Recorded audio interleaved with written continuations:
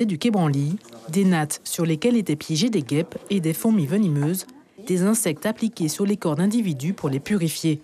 Ce rituel, c'est le maraquet utilisé par les Wayana, un peuple du Haut-Maroni.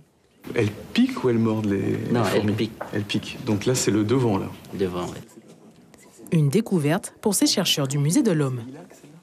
On essaie d'identifier les espèces de fourmis et de guêpes qui sont utilisées lors du maraquet.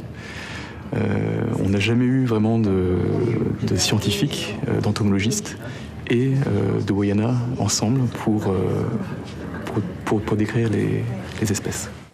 Aux côtés des chercheurs, des Wayana originaires des villages guyanais de Taluen et Antikumpata et Asiwai, un Brésilien dont la mère est Apalai. Il observe ces nattes à fourmis, témoins de rituels en voie de disparition.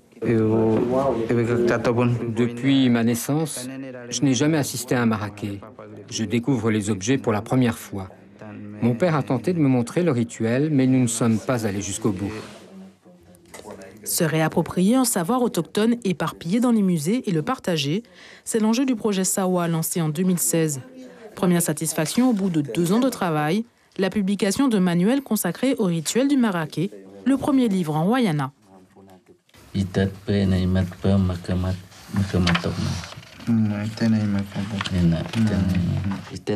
Ça veut dire c'est un objet qui était parti comme s'il était perdu.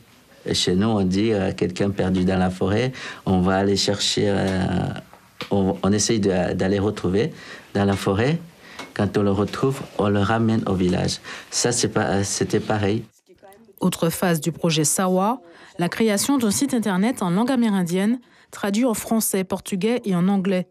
Photos, sons, mots-clés, tout a été conçu par les Wayana.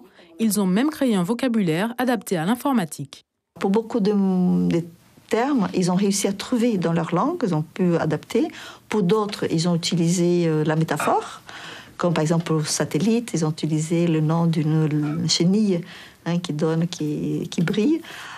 Et d'autres, ils ont créé comme le mot pour ordinateur. Ce portail sera mis en ligne en 2019 et disponible sur tous les supports numériques.